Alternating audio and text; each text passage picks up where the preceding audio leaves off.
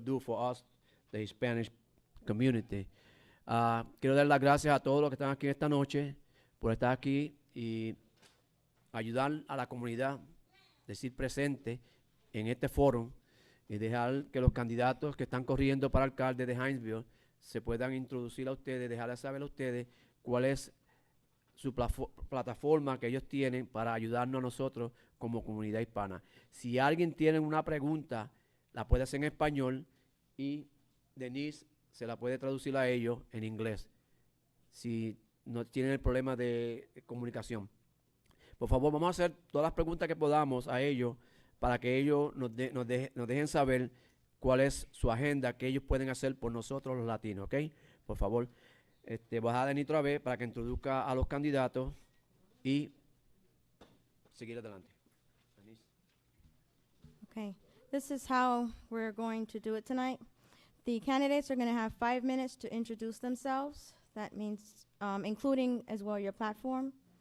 And after they introduce themselves, then we are going to have questions. And each candidate is going to have 3 minutes to answer questions, okay?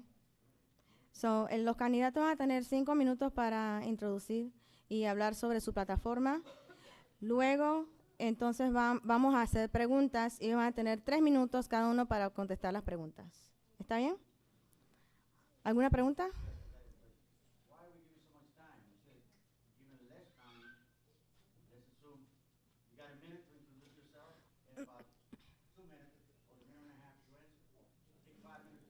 Well, I don't think 5 minutes. I don't think they're going to take 5 minutes.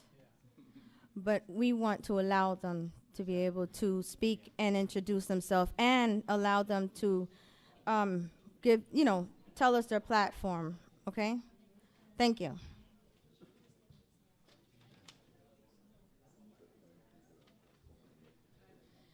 Okay, and we have them in alphabetical order. So we're going to begin with Mr. Adam, also known as Ice. I don't need the mic.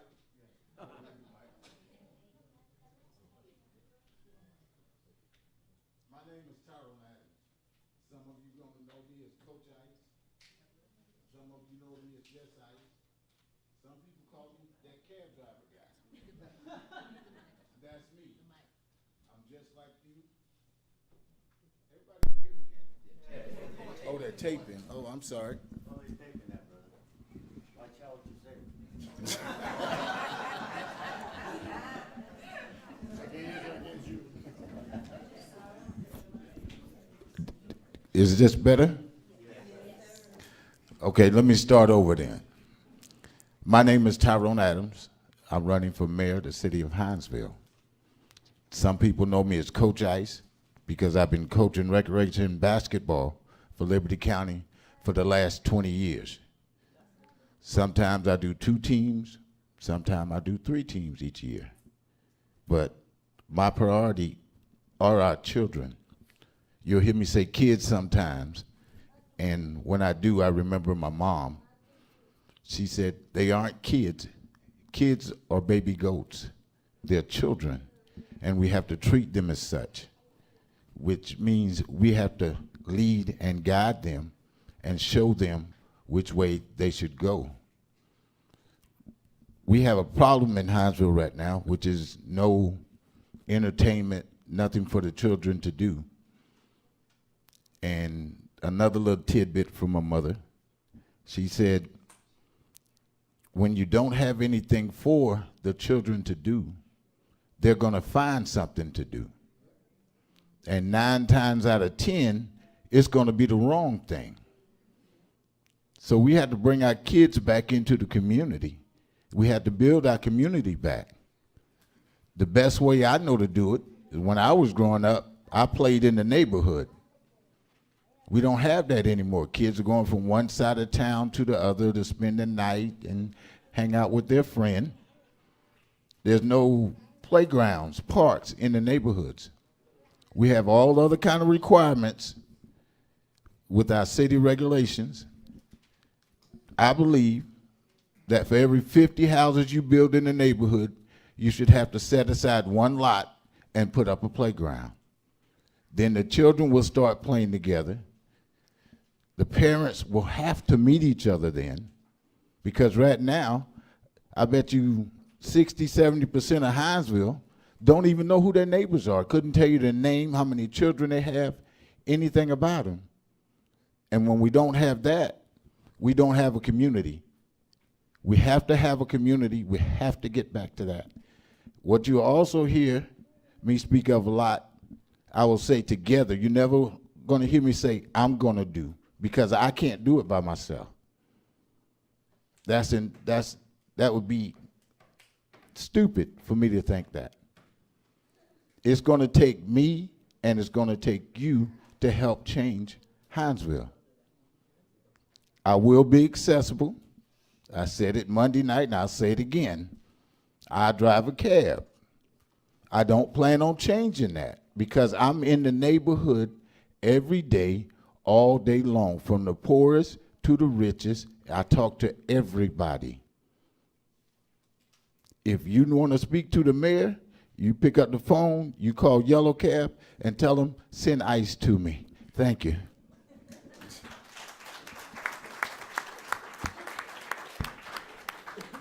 Thank you, Mr. Adam. Next, we have Mr. Brown. Thank you so much. My name is Alan Brown. Ice, I don't have any nicknames. Actually, there are some people that call me Coach because I came back here and taught school one year and coached football. There you go. So I got one of your nicknames. I was born and raised in Hinesville. I went to Bradwell Institute. When I graduated there, I went to the University of South Carolina and to Georgia Southwestern University. Came home after many years of going to college with a degree in business and marketing. I did come here one year, and I taught girls junior high PE with a business degree. That wasn't fun at all, but I did coach, and I enjoyed that. But at the end of the year, I decided to move away. I went to Hilton Head, South Carolina, worked for a few years. Later ended up in Atlanta for 4 years, where I was in sales and marketing those 4 years. In 1976, I received a call from the city of Hinesville offering me the job of city administrator. We'd never had a city administrator before. So I left a pretty good paying job because I love Hinesville, Georgia, and I came home to be the city administrator. I quickly found out that sitting behind a desk most of the time for almost 8 hours a day, every day, was not the way I like to operate. I resigned my job. Billy Edwards was hired when I left, by the way, so he was the second one and the only other one so far. He's now called the city manager. I got in the real estate business, and I've been in the real estate business for 35 years now. I have a Century 21 office here and over in Savannah, Georgia. During the time after I left the city administrator job and got into real estate, I served as president of the Chamber of Commerce, president of the Rotary Club, president of AUSA, and president of the Board of Realtors, and served a lot of leadership roles. But at some point, I ended up being a city council member. And I was going to say I was elected, but Charles would remember that I was actually appointed. My father was a city council member and died the first month in office. I was appointed. So I served 4 years on the council, later served 8 years after that as mayor. And since then, I've served as the chairman of the Liberty County Development Authority, the group that's in charge of bringing industry to our community. I've done that for 23 years now. So I've been pretty involved in our community since I came back. I don't know that we really have a time to get much into the platform. I'll just mention 2 or 3 things. I do have a plan to lower taxes, and maybe later tonight we have an opportunity to get into it. If not, I'll be glad to share it one-on-one with you. We do need to restore a sense of community, and I have a plan that will involve the Hispanic community in that effort. I would ask that we have members of every culture in our community be on a panel or a board with me. I'll meet with you direct, and then our job is to figure out how to get our community more like a community again. I've been knocking on doors in some big subdivisions, and I'm learning that the neighbors, as I said, don't even know each other. And there was a time where we were all big neighborhoods, not gigantic subdivisions. So we need to try to get that feeling back in our community. One other one I'll mention is we need to be more business friendly. We're trying to get businesses in town now, and we're somewhat successful. We got some big ones coming. Watch for the news in the next 90 days. But we want to continue to have small ones too. We just need to be a better business friendly community. more on the list, but I'm going to sit down and let somebody else have the mic. Thank you.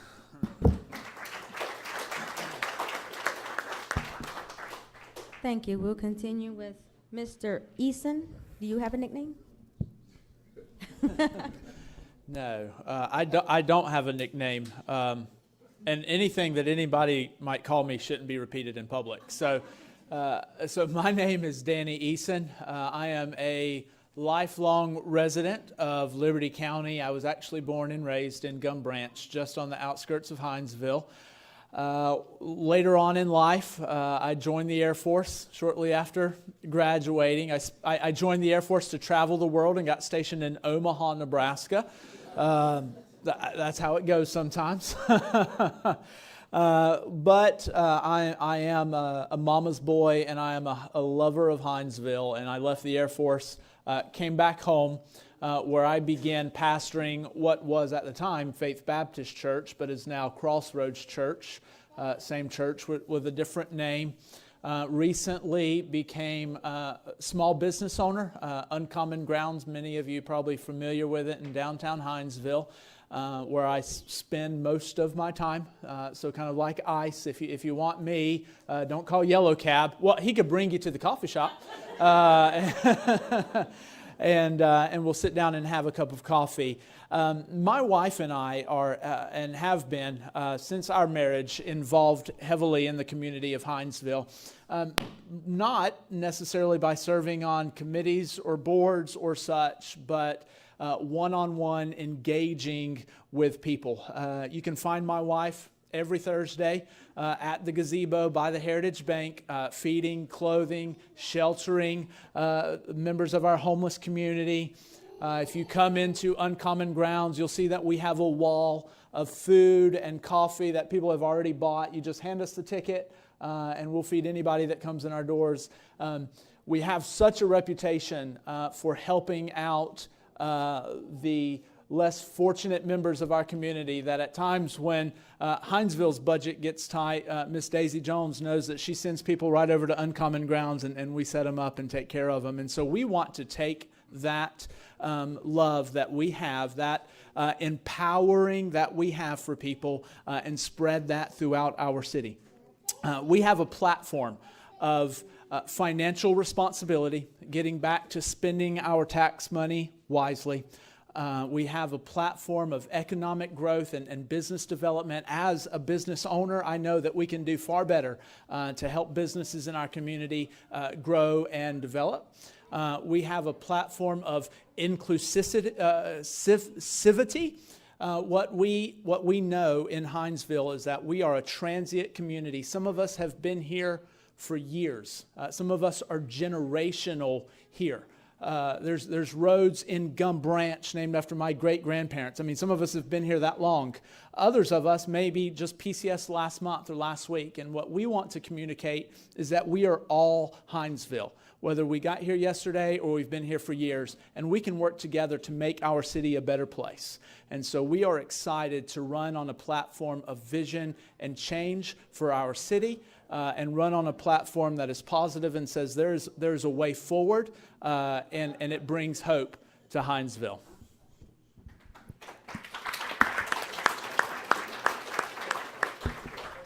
Thank you, Mr. Eason. And next we have Mr. Frazier. Thank you so much. Thank you, Mr. Rodriguez, Pablo, and the total Hispanic community for hosting this event this evening. I'm Charles Frazier. I'm a candidate for mayor for the city of Hinesville, where I currently serve as the mayor pro tem. Many of you see me around, and I've always been involved with the Hispanic community, whether it's through what organization that many of us are members of, the Vietnam veterans, the disabled American veterans, just whatever. Whenever I'm called, I'm asked to be there, I'm there for you. Have always been there for you, and will continue to be there for you. Now, we had two of these previous candidates say that they're coaches. I've been a coach as well, from t-ball to football. So I've always been involved and took interest in our youth. And that's one of the things that we're going to do here, during my administration. Take a close look at what we offer in the form of entertainment. How can we better entertain, and provide recreation services for our community. And I think this is going to be one of the things that you all are quite interested in. We would work with all. I would be a mayor for all of the people, not just a chosen few, but all. And that would include you, the Hispanic, and all other cultures. We will do all that we can to make Hinesville your home for a day or for a lifetime. We know that you love Hinesville as well as I do. This is my hometown. I was born and raised here, and I do appreciate what you all bring to the diversity of our community. It's important, it's vital. What I will do, similar to what the former Mayor Alan Brown said, I will be involved with not just the Hispanic community, but all the Asian community, all cultures, so that we can produce and have a better Hinesville. We all love Hinesville. We call this home, so we can certainly appreciate all that you bring to the city, and we're just anxious to do all that we can to make Hinesville a better place. Thank you so much.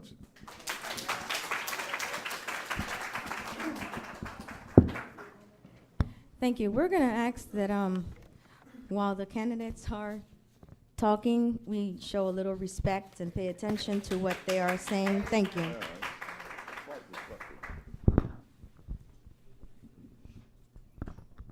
And hi. Next, we have Mr. Singletary. Thank you very much. To the President, to all of you that make up the Hispanic Heritage community of Hinesville, I'm Liston Singletary III. I'm very glad to be here. I see a few folks that I've served in the military with. I'm from South Carolina, a little island called Johns Island. But I'm not going to spend a lot of time talking about me. I'll talk about some of the things that I've shared with the Hispanic community. I can recall while I was in the service for 24 years, I had an opportunity to spend time over in San Juan and over in Mayaguez and Camp Santiago, helping with the National Guard there. I've served with two of my brethren here over in Iraq. And I also would like to first tell you Happy Hispanic Heritage Month. I know it started on September 15th and just about to be over on the 15th of this month.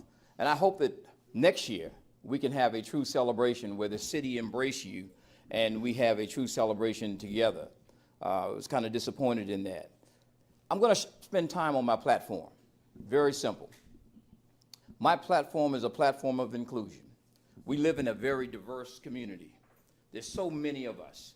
But I don't see too many of you on any of the committees, and I don't see you in city government or county government. Your numbers suggest that you're going to be the largest minority group here. And matter of fact, your numbers are rising, and I have the statistics for that. And as a result of that, you need to be in the decision-making positions. Because these decisions that are made in government, because all politics are local, they affect you. And who better to be sitting at the table than the ones that are affected the most? So I would like to see, for many within the Hispanic community, to consider that. The 5 things that I have on my platform: economic development, fiscal responsibility, youth programs, quality of life, and of course, public safety. You've heard a lot about public safety. You heard a lot about youth program. As you ask the questions this evening, I will expound on them even more. And if you look at my card, you'll see on my website where I expound on each of those areas. I want to save the rest of the time to hear what you have to say as far as your questions. Pleasure meeting each and every one of you.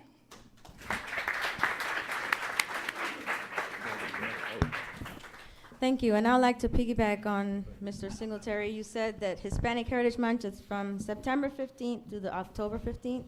It is, but as Hispanics, we never stop. It continues. Okay. Now we would have some of your questions.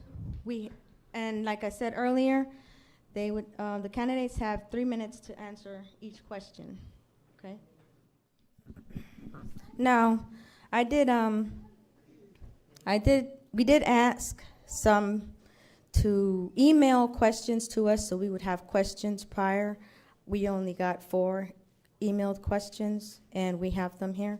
So I would like to begin with these questions that were emailed. Okay. The first question, and Mr. Adams, you will be first. Hinesville is a diverse community. What would you do or implement different to improve the community togetherness?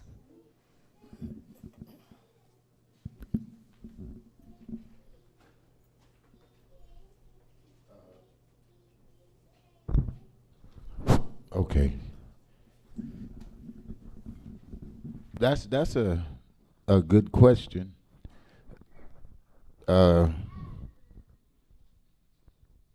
best way to say that is what you're going to get from me is I'm always going to tell you the truth.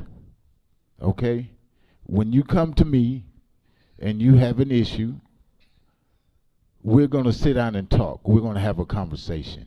It's not going to be me dictating to you what's going to happen. It's not going to be me saying, no, you can't do this.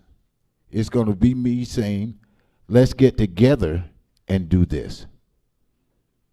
Because, as I think Mr. Singletary said, I'm all about inclusiveness. Okay? I don't want to separate any groups. Everybody has to come together, the Hispanic, the black, the white, the Oriental. Everybody has to come together to make Hinesville as great as it can be. And if we don't do that, then we have lost. Our children have lost. So it's very simple. I'm a simple guy. As you look up here, you don't see any pads, any papers, anything like that. I do it a little bit different. Okay? I tell you how I feel. I tell you what's in my heart, and I tell you what's on my mind. Thank you. Thank you. Mr. Eason, were you trying to hide your iPad?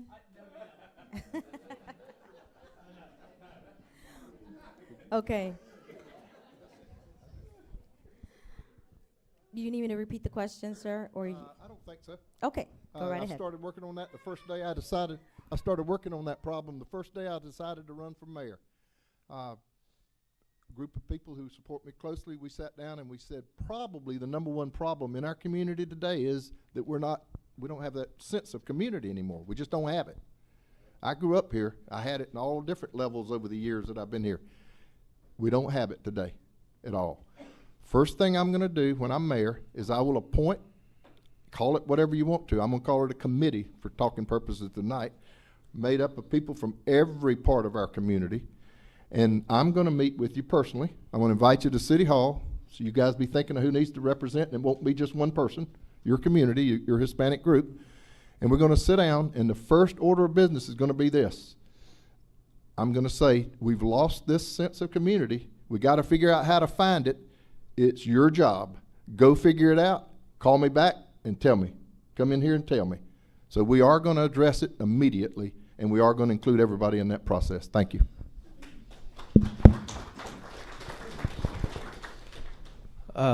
This is an iPad, so I've served as a pastor for 10 years, and in that time I have learned that the most segregated hour of the week in America is Sunday morning. What happens is we gather with our like races, our like cultures, and what happens on Sunday morning oftentimes bleeds over into the rest of the week. When I was growing up in Gum Branch, we found that our community where we lived, if you could call, I mean, all of Gum Branch is really a community. There's not much there. There were people within a block of each other, of all different races and all different ethnic backgrounds. Now what we see as we drive across even Hinesville, definitely larger cities, but even Hinesville, what we see is subdivisions that are usually dwelt by one particular race. And so you have this Hispanic community living on this side of town, white community living on this side of town, the Asian community. That is no better explained than in some cities where you even see a place called Chinatown. I mean, that happens. This is factual. It's not debatable. Any number of demographics will show you this, that our cities are divided even by where we live. And so the way to get around that is to begin to have conversations with why we separate ourselves so bad during the week, why we can't overcome the cultural diversity, why we can't overcome the socioeconomic backgrounds. And if we can't live together next door to one another, we're certainly not going to accomplish anything for togetherness on a larger scale in the city. So.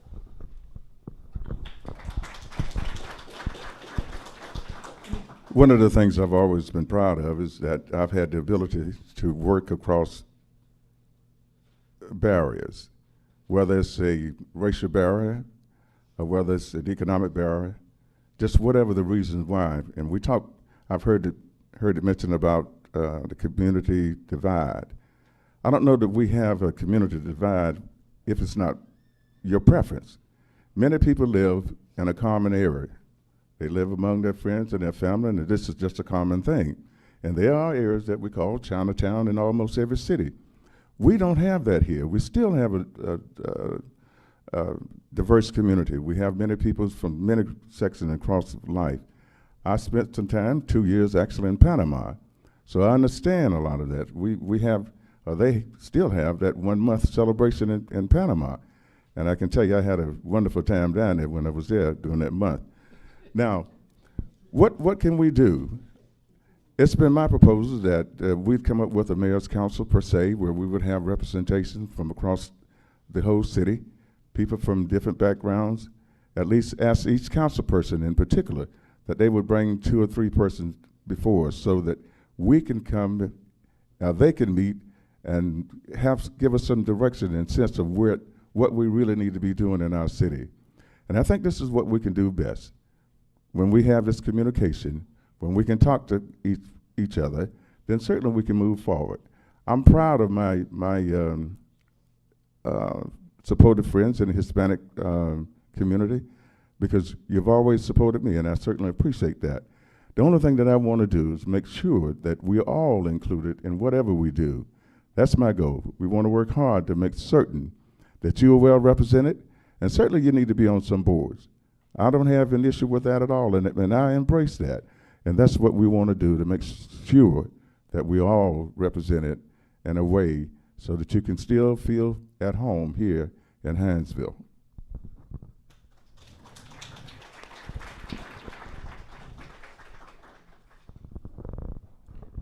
Well, I think you heard most of my conversation on the onset, but I kind of take a different take from the standpoint of having been in the military for 24 years and working with a very diverse community of folks.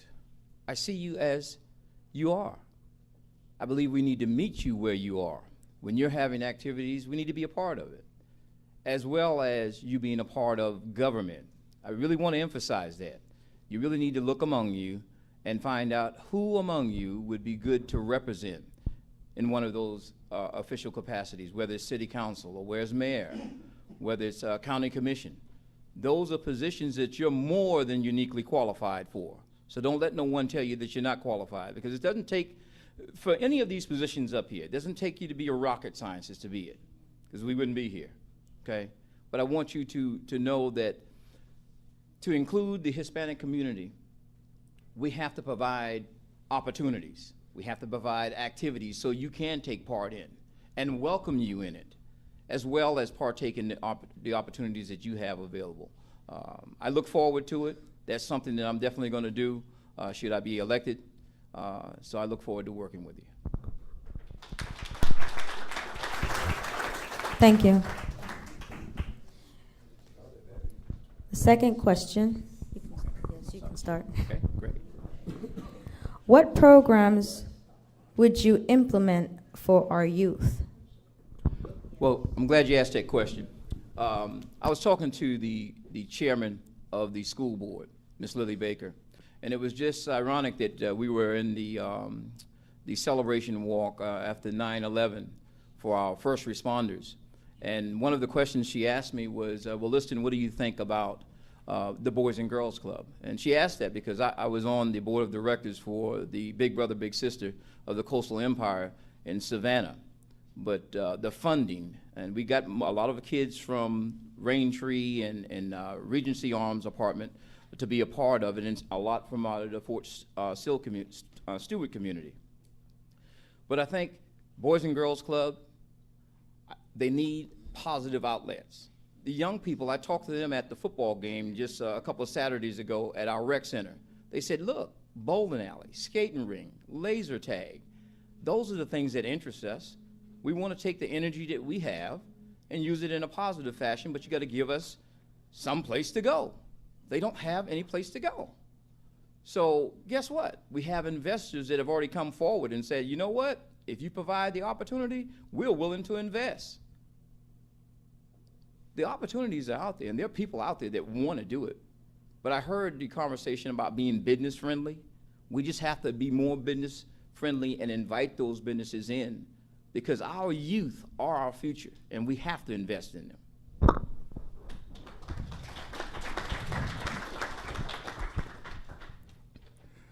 What would I do to provide more recreation and entertainment for our youth? Entertainment is high on my priority list, and in fact, I can tell you that we have a strong possibility of coming up with a family entertainment center within the next year. We have that mechanism in place now.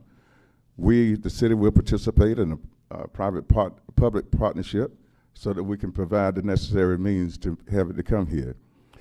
The city is not necessarily in the business of building skating rinks, bowling alleys, et cetera, but we want to incentivize the developers to come to the city of Hinesville. And the way we can do that is being more business friendly. We can be more business friendly, and we will be more business friendly under my administration. What do our youth need? We will listen to the youth. Listen, they know more about what they want and what they need than we do. And of course, if we can communicate with them, then they'll be able to let us know the things that they truly want to have here in Hinesville. And I will do as the mayor to provide the incentive through our Hinesville Development Authority to make that happen. Thank you. Mr. Eason, So, sorry, do you need me to repeat the question? I think I'm good. Youth services. Do it my turn, Well, go ahead. That way he can hear it twice. What programs would you implement for our youth? So it's a fact and common knowledge that when it comes to activities for youth in this area that we are incredibly lacking. This is the number one feedback that we hear, not only on our campaign, but this is the number one feedback that I hear. As a pastor, I minister. Our church is 98% military families. Our coffee shop hosts a significant number of military families. And it is a common theme to say there's nothing to do in Hinesville. That's common. There's nothing to do. Now, we've got 4 daughters. And my family and I, we participate. I'm thankful for the Liberty Chamber, the things that they do in our city, the Blues and Barbecue, the Scarecrow Stroll. There's all of these frequent events that take place. But on any given Saturday, I can't find anything to do with my children in Hinesville. We've got to go to Savannah, and our soldiers have to go to Savannah or Richmond Hill. And we could do better. The way that we do that, I mean, Mr. Singletary, Mr. Frazier already touched on it, making our city more business friendly. I think I would say that this has been a problem for years, and there has been plenty of time to fix the problem. So I would turn to people who haven't had the opportunity. Some of us have had the opportunity to fix the problem and chose not to. And it's not a very politically wise thing to say, but Mr. Brown's going to probably talk about something far better for a youth council. I'm just going to go ahead and throw it out there. I don't know, but that's not politically wise. But we need to invite. Mr. Singletary said the other night that we need to sit at the table and advocate for our city and encourage businesses to build here. I want my children to stay here. I want them to come back and raise their children here. And the only way we do that is giving them something to do.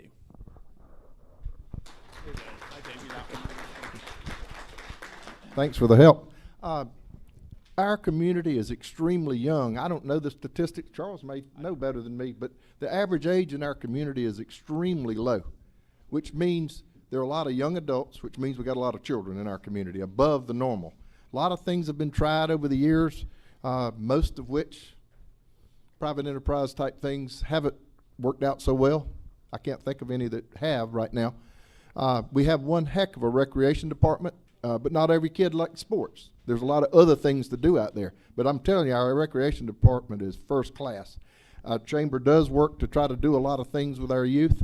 And there's other organizations, churches, do things with their youth. There's a lot of things. Part of the problem is getting the word out. And that's been difficult. All my life of an adult here, it's been difficult communicating things that are going on in our community.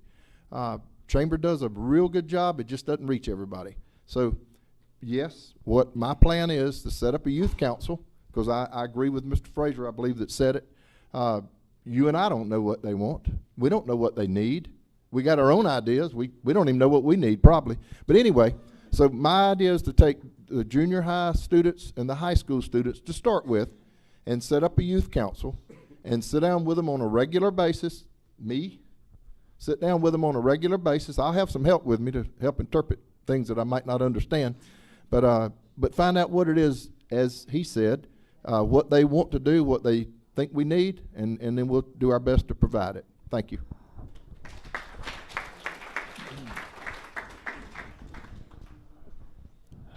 Tyrone Adams, back at you. Now, I want you to remember one thing, because I don't think the question was completely answered, okay? And I told you I'm going to tell you the truth. That's why I don't have to write anything down. Honestly, I don't know what the kids want here. I don't. You don't. What we want, what we think they should have, they don't want anything to do with. That's just true. Okay? Now the youth council and the board here and the board there, that's all well and good. But we have Bradwell, we have Liberty right here. I would think the smart thing to do and the quickest thing to do is to ask them. Send out a questionnaire through the school. What would you like to see in Hinesville?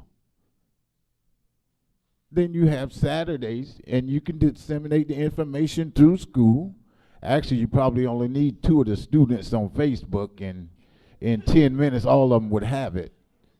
You know, that's just honest. I'm being honest with you.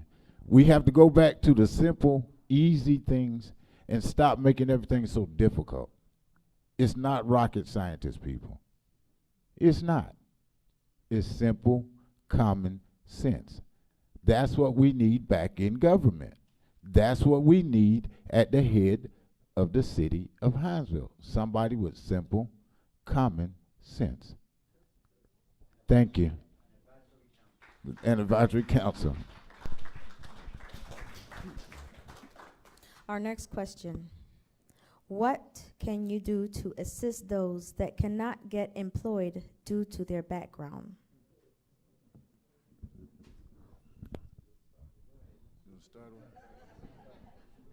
Oh, I'm ready. I'm always ready. A large part has been done in Hinesville and Liberty County. I can't take credit for it. I knew about it. I was at a couple of the meetings with Mr. Singletary where they did ban the box. And for those of you that don't know what that is, on the application where it asked if you've ever had a felony, that has been taken off of the application for the city and the county. That doesn't mean that they won't ask you about it when you're going for the interview, but at least you get into the interview, okay? And that's a major step. Second thing is, when I had my business open, I went out and looked for people to give them a second chance. There are a lot of kids running around here that think I can never vote again. I can never hold a good job again. I'm always going to get paid minimum wage. As a community, as a downtown or business community, we can do better than that. We should do better than that. Thank you. Here's Mr. Brown. When you ask your question, it leads me to wonder, when you say because of their background, does that mean educational background, or is it a criminal background? What are we talking about? Do you have any idea? Sir, this is exactly how the question was posted. Criminal? Okay. I knew he answered it that way, but I just wanted to make sure. Okay. Well, there are, I sympathize with those people, and there are programs currently being explored and turned into reality in our community right now. One of them, I go to the Homeless Coalition, and they're working with the people who are coming from prison background and are coming into the community. They're working, number one, to help them find a place to live. That's not easy, and it's not cheap. They're helping them get the education and background and training as much as they can, and then they're helping them find places that will hire them. They're actually going to places and asking them, are they willing to hire them? And I think they're making some great progress. I do know, I go to the Homeless Coalition meetings, been going to them for about a year now, and if you could find out where they are, I'm not sure how to tell you exactly, but you ought to come because they're very rewarding. There is a new guy who's in Savannah who represents the state of Georgia, and his job is to deal with the housing issue. That's the toughest part of it. And that's in place now, and progress is being made. And the city, by the way, has a homeless program, and they participate.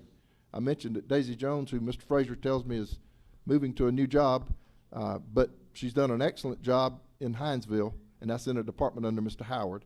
But between what's going on there and the homeless coalition, those problems are beginning to be solved. It's not perfect, got a long way to go, but we'll get there. Thank you.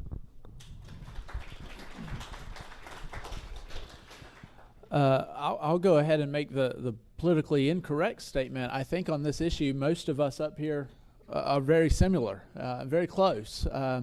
There is a prisoner rehabilitation program being researched and implemented here in Hinesville, hoping to prevent the return rate to prison. But the actual question is, what do we do to help people who do, in fact, have that background? Because we might not ask the question on the application, but it may come up if a background check is performed or whatnot. The best thing to do is to in some way, shape, or form incentivize people, businesses, for hiring and empowering people with a background that they've made some poor choices. We all talked about this last night. We've all made poor choices. Every single one of us up here. I think it was Mr. Adams who said we just didn't get caught. And so the reality is that people deserve a second chance, and we could create a second chance program to incentivize businesses for hiring, to provide education to rental companies or property owners about the benefits of providing housing to those that have found themselves down on their luck. So I think we're really close, everyone here. We need to, everyone deserves to make a living in spite of their background. Everyone deserves that right.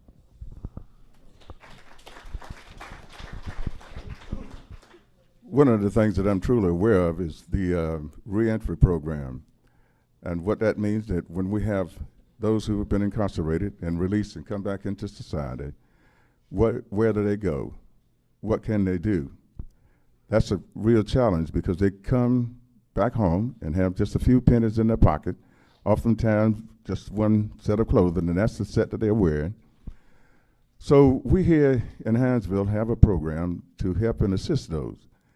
We try to do all that we possibly can to get them a place to stay, as Mr. Brown mentioned earlier, through our Homeless Coalition and program. And we certainly thank all who support us with that, because home is a vital component of this.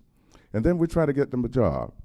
And what we've done with the city of Hinesville, when the program was presented to us about Ban the Box, I'm the one who made the motion that we vote to ban the box. And you've heard the explanation for that it won't be on your application for a job, but you may be asked some questions about your background anyway. But at least it won't be on the application.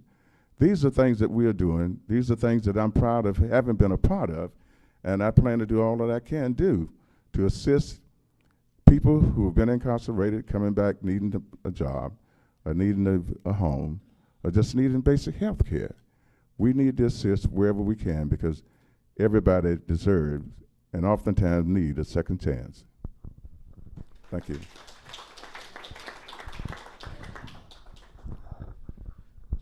Leaders don't wait until they get into positions of authority before they work. They do it because it's the right thing to do.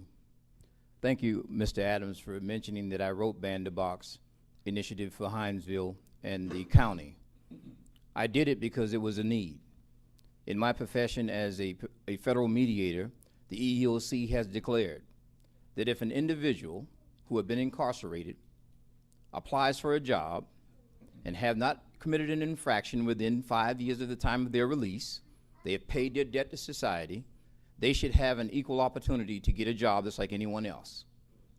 When I presented it to the city and the county, I showed them how we save money and how it's a win-win situation. To incarcerate an individual on either the state or federal level is at a minimum $25,000. If they're sick, then it's a little bit higher than that on an annual basis. The city of Hinesville lowest entry-level worker makes $25,000, roughly about $300. On the county level, $23,000 and some change. So let's do the math. I would rather have someone work and earn that money versus them being frustrated because they can't get a job and then they go back to jail and we have to pay the $25,000 because they couldn't find a job. So it only makes common sense. And the federal government, by the way, gives each county as well as municipalities, cities, a $15,000 tax, up to a $15,000 tax credit.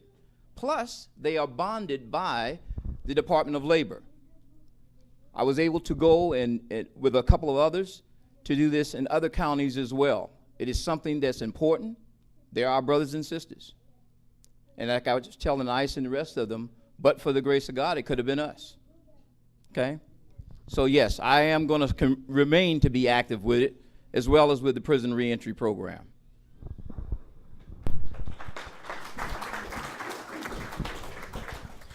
Thank you. And I would like to thank you for staying within your 3 minutes. That's awesome. Okay, now we would have questions from the audience. To all of you, you got only 30 seconds to answer my question. All right. If you want to be elected, to be a mayor, you're going to be the CEO of this business. That's it. So it's a lot of responsibilities. So you got to know what the income, the liabilities, what you're going to cut before you start hitting me with a splash. Okay? So that's basically what you intend to do, my friend. He's asking you. You want Question. all of us to answer? The question is, What you intend to do once you become a mayor of Hinesville?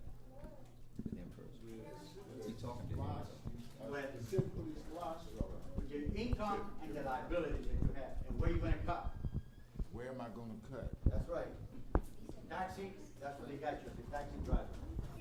No one should have a private taxi going in and out with my taxpayers' money. I believe so. I believe so.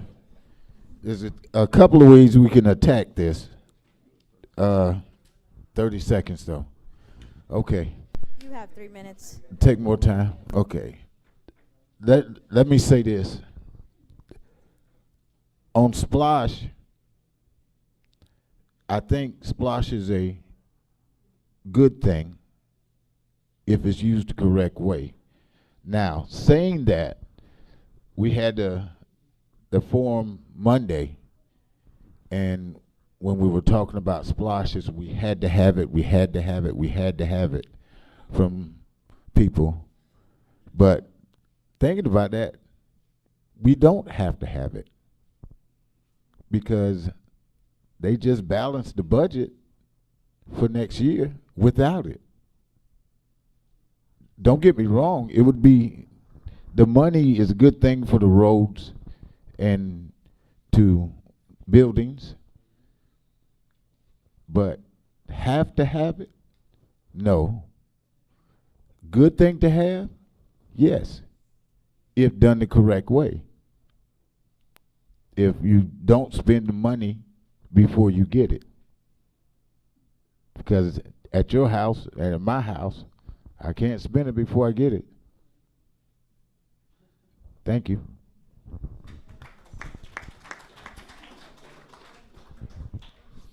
I think they raised the millage when we didn't get it passed, so there is some concern there.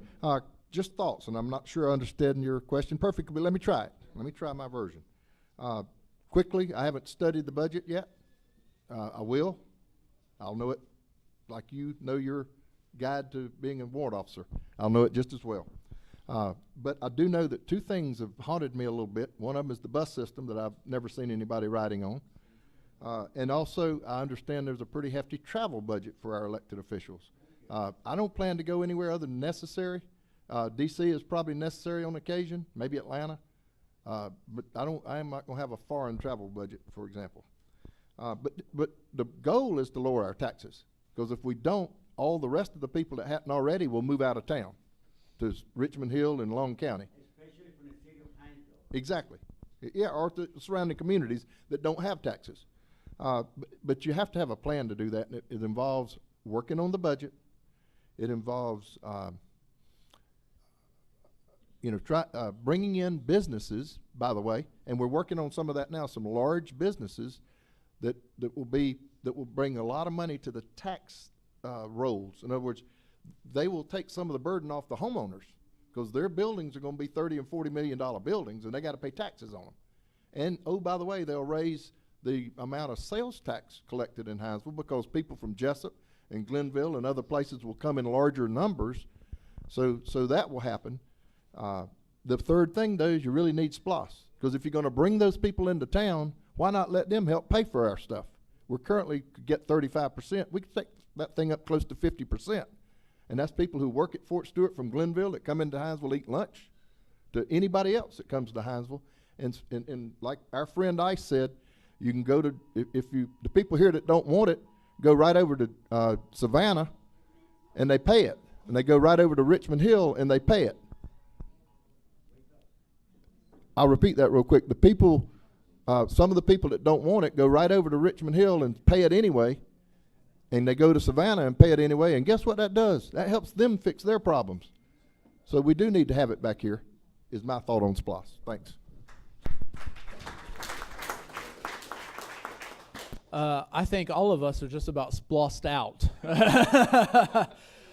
We have talked this. I am the only candidate running for mayor that says let's not vote on SPLOS right now. Here's why. I believe the issue is more than a revenue issue. It's also a spending issue.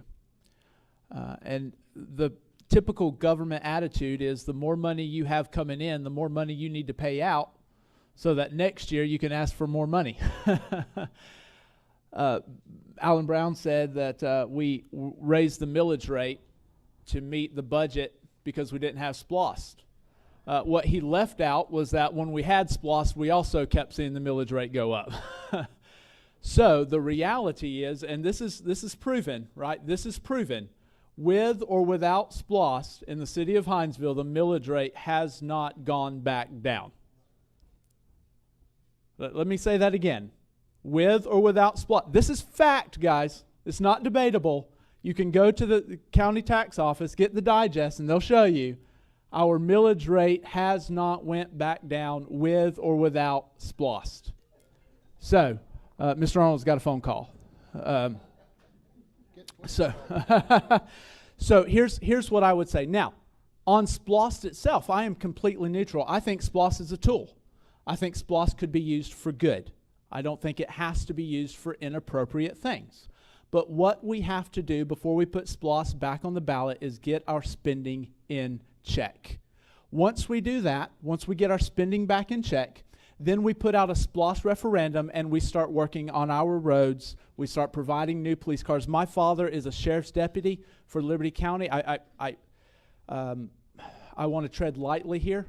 My father's a sheriff's deputy for Liberty County, and he can express the frustration of the numerous sheriff's patrol vehicles that we have with over 100,000 miles on it, while we have a brand new Justice Center building. So we talk about public safety, and our police officers have cars that are worn down. So let's get our spending back in check. Then let's put SPLOST on the referendum and attack the problem that way.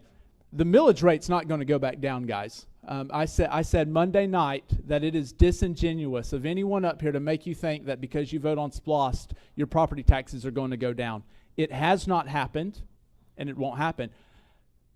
Last point. University of Auburn put out a study of all the counties in Georgia. Here's Mr. what Eason, I'm sorry. Your Okay. time is up. All right. Thank you. Email me. I'll give you that point.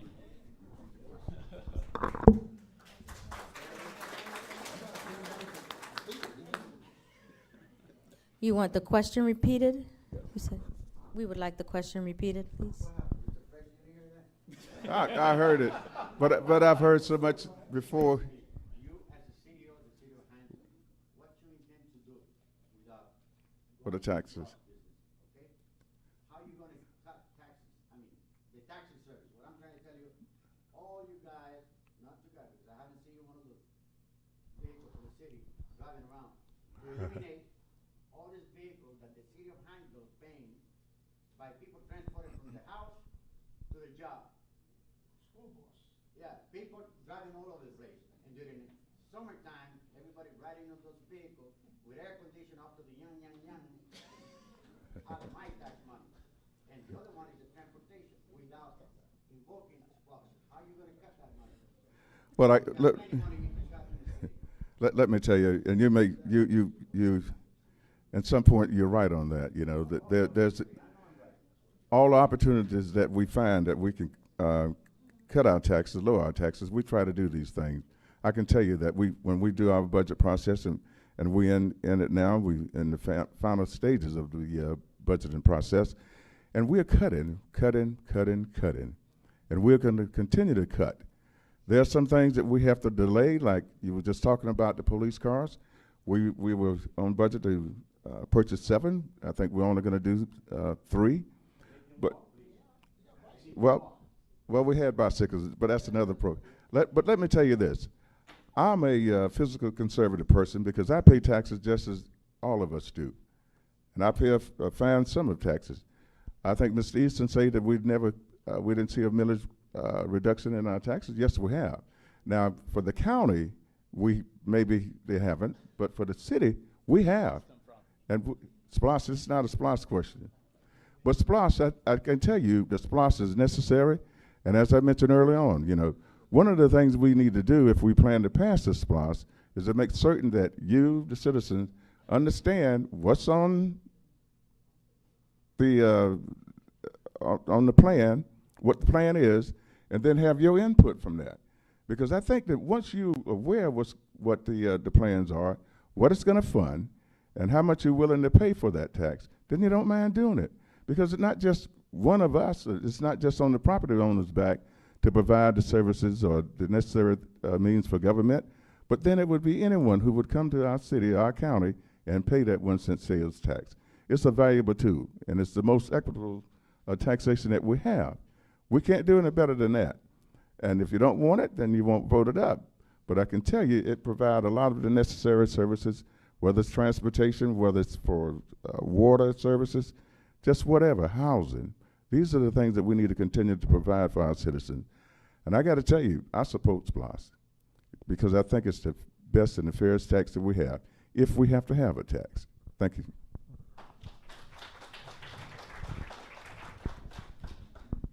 Mr. Negron, you know, as a fellow warrant, we're going to analyze things. For me to give you a premature answer without going in and conducting a SWOT analysis, finding out where our strengths and weaknesses are. One, with the budget, for instance, I've already looked at some things that I would cut. I would really carefully analyze and consider cutting. One is executive salaries. We're making too much. When I say making too much at the top. I'm not talking about the lower tier people, but I'm talking about the top. We're very top heavy. Yes, sir. Yes, we're very top heavy there. And in some sections, we have 2 and 3 executives that are there because they couldn't get along with the other. So, well, we're going to promote this guy to be equal with the other person. But the taxpayers are footing the bill. I know because I pulled the records and I know what they make. Okay. The other thing, in regards to the bus, we don't really need the bus transportation system that folks from Regency and others that may not have vehicles. What you may not know is that 80% of that is paid by the federal government. Only 10% is paid by the city of Hinesville. I believe the state may not have brought on board their 10%, but they're supposed to pay 10%. So that's where you get that 100% from. 80% from the federal government, 10 from the city of Hinesville, and then the other 10. Now, can we look at that system and see if we can use that a little bit more better? Yes, we can, and I plan on doing that. Yes, sir. Yes, sir. We will definitely take that under consideration, sir. And don't pay no attention to that councilman in the back. He's only one vote.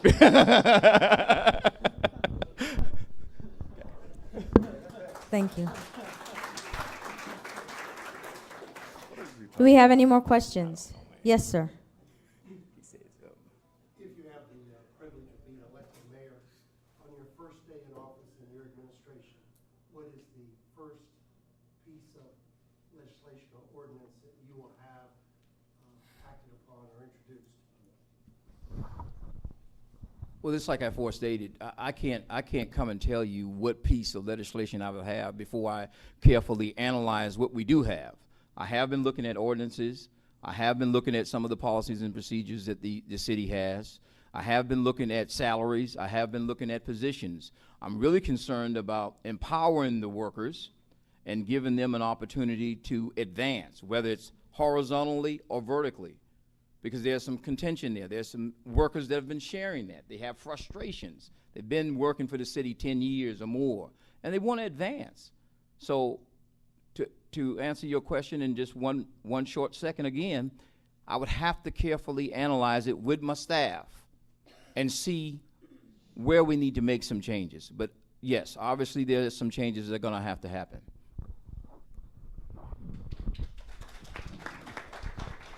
Thank you. Mr. Arnold, as a former city attorney, you know that the very first action that the mayor and council take is to elect or appoint a clerk and treasurer. That's the very first action that we take. Now, if you're talking about what we do, what I would do as far as the positions and et cetera, first thing I plan to do is sit down with the elected council persons.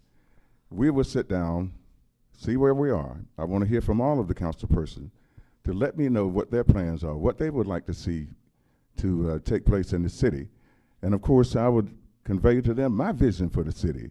And hopefully all of us sitting down, will come up with a plan that will continue to move the city forward. We are in a great position now. We don't need to go back, and we need to have someone there with a steady hand that can move the city forward. Someone who can relate and work with all people, not just some people, but all people. I will be your mayor to do just that.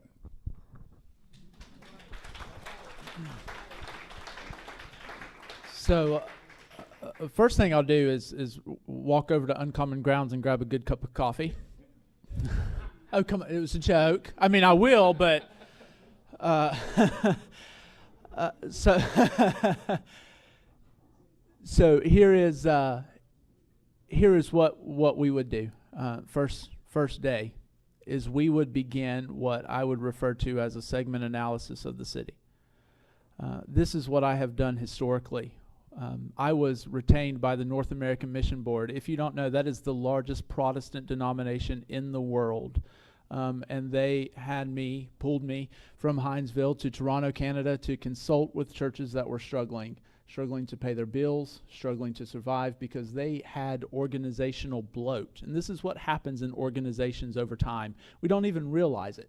And they begin to get larger and bigger, and we do things that we don't need to do, but because we're so close to it, we can't see that. I did that in Uncommon Grounds, and we've increased revenue, we've added employees, and now we're needing a place to go for bigger space already, and we've owned it for 6 months. So the first thing we do is go in, put together a team of people and begin a segment analysis on the city, from community development to human resources, from the administrative staff, looking at everything and seeing if we can. Sometimes you save money just by reorganizing and streamlining practices. The example that I gave the other day was when it comes to getting a business license. You walk into the city, they give you your packet, and it tells you everything that you need to do. So what you're going to do is leave the city, walk over to the Liberty County Planning Commission and have them sign off of it. Then you're going to come back to City Hall, go upstairs and have them sign off of it. Then you're going to go downstairs and have somebody else sign off of it. And then you're going to go back and wait for a phone call so that somebody else can sign off of it. That is a waste of my time, and it's a waste of money. And that is problematic across our city. Listen, and this is not just me telling you. Any business owner in Hinesville will have this conversation with you. So through doing a segment analysis, we can remove money from the budget without cutting money from much needed programs. That's where we'd start, and then we'd go from there. I'll get to Mr. Arnold real quick. Chief Negron, if anybody tells you it's free, run. There's nothing in government that's free, I promise you. And I was referring to the city's portion of that budget with buses. It's about 280,000 is my best guess. There's some pretty close. It's a little under 300. And if you do that time the number of riders per month, or per year even, you'd be really surprised at how much it's costing. We could hire ICE a whole lot cheaper. We could, for a third or 20% of the price, ICE could carry those people. Back to Mr. Arnold's question. First of all, I don't think there's many things that the mayor can do without the consensus of the council, or at least the majority of the council. But one thing that has commonly been told me, and he was touching on it a little bit, is our city is not business friendly. There's a whole lot of little problems we've already talked about, but I'm dealing with the Kroger group coming in now, and it's going to be interesting to see as the zoning has been done and they get ready to start breaking ground and start facing our ordinances and our requirements. And the problem is not necessarily the ordinance. Sometimes you just have to apply common sense. When there's, if a sign might be a foot or less from where it's prescribed to be by the city, and you put it up, and you're already working with somebody who's told you how to do things, and then they come and move your sign. I don't know. I think there's times that you do apply common sense to some things. So anyway, that's the only one that pops out so far for me. I'll continue to look as everybody else will. And I'm sure there'll be more changes. But again, it's got to be with the consensus of the group. Thanks.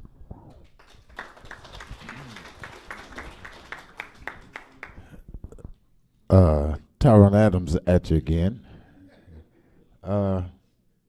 First off, thank you, Mr. Brown, for the job offer. But I think I'll be pretty busy on the 4th. Two things come to mind. One is I would get with the city council on both of these things, but I think they need to happen first, because I don't know if a lot of people know that our city employees, our OMI employees, are not allowed to participate in the election process. They can go vote, but when they get off at 5 o'clock and go home, they're told they can't put a sign in their car. They can't campaign for who they want to campaign for. That's wrong. That's violating somebody's rights. Okay? Now we need to go into the contract, and that needs to be pulled out from the beginning. Number two, I did with the city council, and we have to figure out a way to get our police officers, emergency service officers, and everybody their cost of living raised. They have to come up to a fair level with everybody else. Because right now, if you haven't noticed, we don't have any old officers. We have a few who've been there about to retire. But they come in for 2 years, they get their school paid for, and then they're gone. How are we going to build a relationship with the community? How are they going to build a relationship with the kids or the children? How are they going to build a relationship with you if they're only here 2 years? They don't know you. Mr. Secretary, you said up there, a lot of guys making a hell of a lot of money, and those little guys, they ain't making Exactly right. It's got to be changed from the top down. Thank you. Okay, we have a question right here.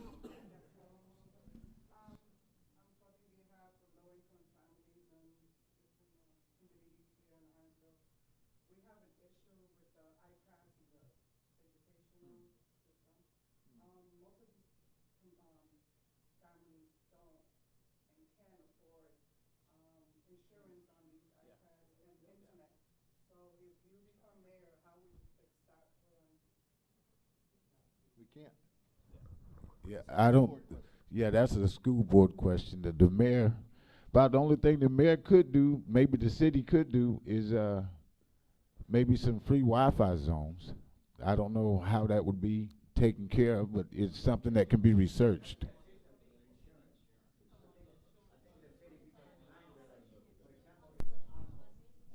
Well, there are two things that we're concerned about. The insurance, you can't afford insurance, and if you can't afford internet at home, they can't use it. That's with the internet, that maybe we can get a grant or something from the federal government for the Wi-Fi zones to help out with that. But as far as the insurance, that would be with the board. By now, with all that federal money that's being sent to the school, and that's where the money should be paying that for the poor guy.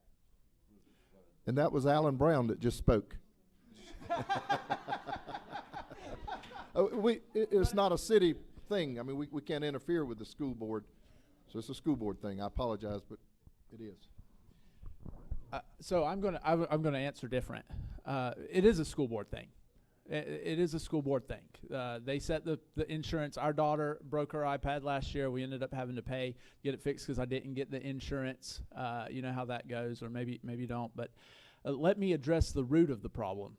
The root of the problem is not the school board requiring insurance. The root of the problem is families struggling to pay it. That's the root. That's the underlying issue. Today, ironically enough, I don't know if you guys know this or not, happens to be Hispanic Women Income Equality Day, because it has been shown that Hispanic women make 58 cents compared to every dollar a white male brings home. That is unacceptable. What we do, I think, the best way to tackle that problem is that Uncommon Grounds, we do not pay a minimum wage. We pay a livable wage. All of the people at Uncommon Grounds, except for one, they have families that they have to take care of, their needs that need to be met. So while we talk about struggling to pay property taxes, there are people in our community struggling to put food on the table. The Crossroads Church was proud to be one of the initial partners with the Backpack Buddies program, that provides lunches over the weekend to school kids that don't have food to go through the weekend. We partnered with the United Way to do that. So the answer to your question, I believe, is to begin working on a wage equality program here in Hinesville so that everyone is making enough to feed their family, feed their children, and take care of the required school needs. I think that's the root. It's not just an insurance on iPad. It's everything else. And we would work to do that. Miss, I got to tell you, I'm extremely sorry because I don't have an answer for you on this. I'd have to research this, but I do know, for the greater part, it's the school board issue. But if nothing else, I'm certain that the mayor, if I'm elected the mayor, or when I'm elected the mayor, I would be more than willing to call the superintendent or the chairman of the board and see what we can do about remedying that. If they're required to have a laptop, then I think that, you know, that's kind of like taxation without representation or unfunded mandates that we'll tackle with sometime. You got to have this laptop, but you must be able to provide insurance for it. I think there should be another remedy for that, and I don't know what that would be, but I certainly would look into and see what it is that we can possibly do to help those, the least of us.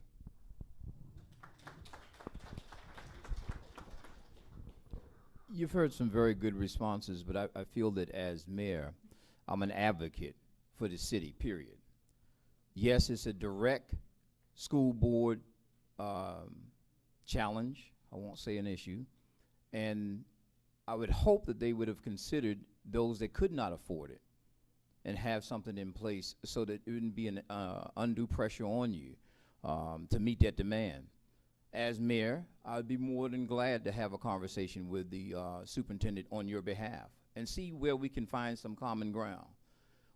Those that say the mayor can't do it is because they never tried it. The mayor is an advocate for the entire city. And as a result, this school gets about 37 cents on the dollar. They're the highest taxing agency that we have, the highest taxing portion that we have, okay? So as an advocate for you, I owe it to you. If you come to me, I owe it to you to speak on your behalf. Now, you do have school board members. Have you talked to any of your school board members? Yeah, board members. Okay, you're speaking on behalf, right. Let me ask you this. Have y'all approached the school board at one of the meetings? You have. They weren't receptive to your needs?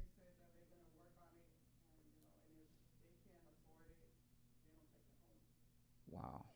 Okay. That's something that has to be explored a little bit more. Yeah. Right. Okay. Okay. Now, is that $24 a month, or is that 20? Let me ask her a direct question, please. Ma'am, is that $25 for the month or for the school year? Okay. Right.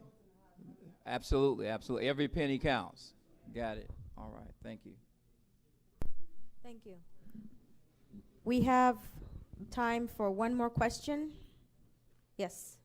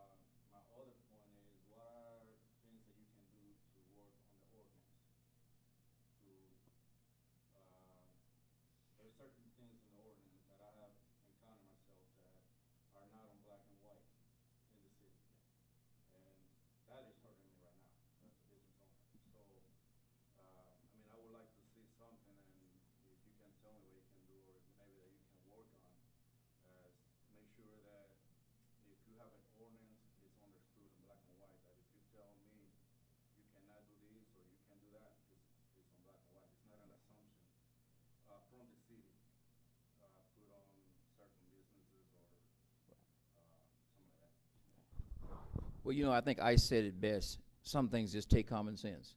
If you come to me and you tell me that this is hampering you to get your business license or to expand, then I owe it to you to look into those ordinances to see where there's some ambiguity and where we need to bring some clarity.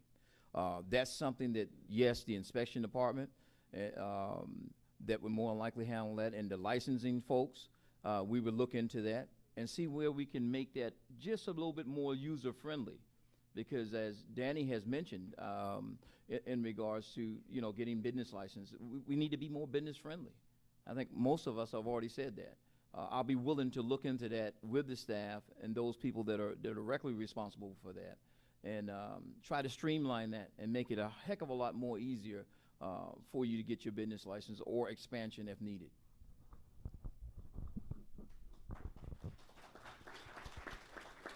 Mr. Espada, I think in all honesty about your question that you asked, and we've had some conversations about this, and I can tell you that we're continuing to work on that. What we would have to do is have a change in ordinance. And you're absolutely right. It's not just black and white. There's a little gray here in this matter, and we're going to continue to work on this to get it passed. We got a council member here that he's aware of what we're trying to do with that. So not just for you, but for all business persons who have some issues. And some of these things are just, as Alan said, I think, it's just common sense, or Mr. Eason, just common sense practices. Some things we can just, well, as the mayor, I would certainly use a common sense approach to all of these things. But we will be looking at the changes that are necessary to move small businesses forward.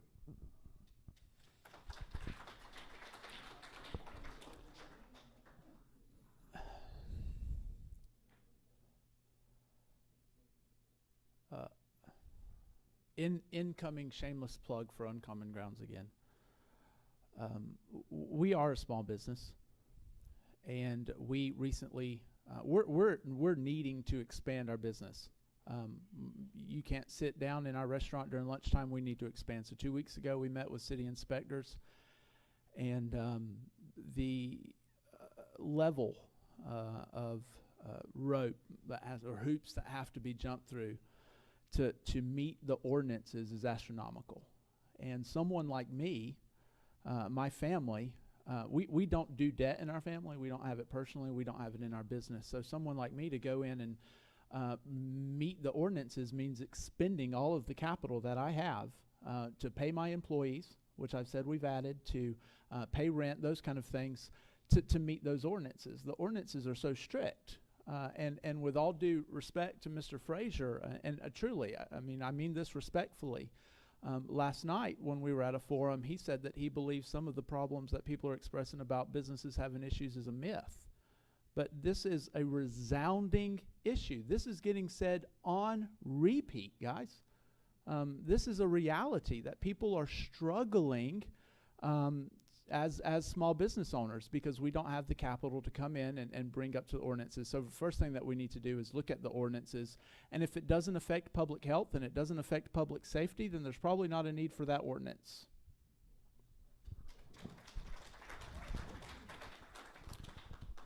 The two things I hear the most are this problem of not being business friendly, and of course the tax situation we're in Hinesville right now, and we got to solve both of them. Business friendly is somewhat an attitude, I believe. There are some people in our department that handle it better than others, and I think we got to look very closely, and if we got to eliminate people, we eliminate them and replace them. But we've made an attempt, and Mr. Frazier's a part of the organization now, to try to make it a one-stop shop. I don't think it's working yet, but we need that. You need, if you got a problem with your business you need solved, you need to be able to go to some one person and not deal with anybody else till your problem is solved. This person needs to run the interference for you. If something, an example, Mr. Arnold knows of this first one. A gentleman wanted to put a sign on his building that sits about 300 feet from the highway. He had a little sign out by the road, but it was pretty small. He wanted to just put one on his roof across the front of his building. And it took him probably a year or two to get approval to do that. There's nothing to that but common sense. I mean, does that destroy anything in our city? You know?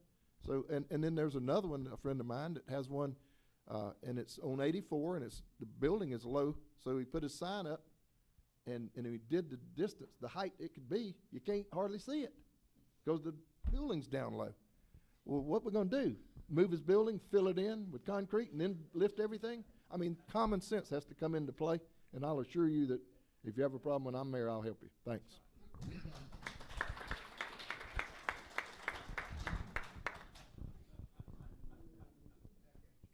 Tyrone Adams back at you. I feel for you, okay? I've been preaching about business friendly for 4 years. It was my biggest concern. It's still my biggest concern because I've been exactly where you are. Okay, you come, you read the ordinance, you do what it says, you go to City Hall and you're told, no, you can't do that. And you go, well, it's right here that says I can. I'm telling you, you can. But the law says I can. I'm telling you, you can't. I've been there. I know exactly what you're feeling. I know your situation. I know what's going on. And I promise you, it can be solved. because first off, the person working for the city is not supposed to have any tit for tat wanting to go on anything like that. You follow the ordinances, you follow the law, just like a judge would tell you. If you're speeding, they don't stop you and say, well, maybe I give you a ticket today, maybe I won't. Legally, you understand what I'm saying? Some of us have friends that, you know, might not give us a ticket today. You know what I mean? But those ordinances should be changed, clarified, and consistent for everybody. If I go in Sir, and I want to build a house, I'm sorry, your time is over. they had longer than I did. No, thank you.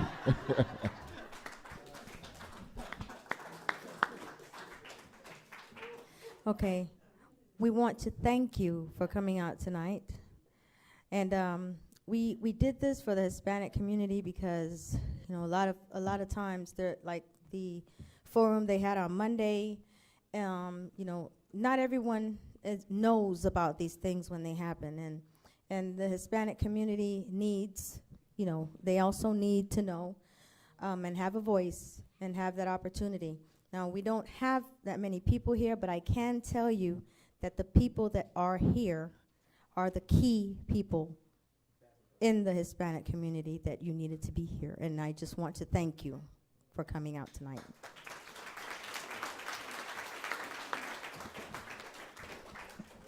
Also, I want to say thank you to the Hispanic community to be here tonight. Appreciate what you did, guys. I appreciate Ria a lot. Thank you. And thank you, guys.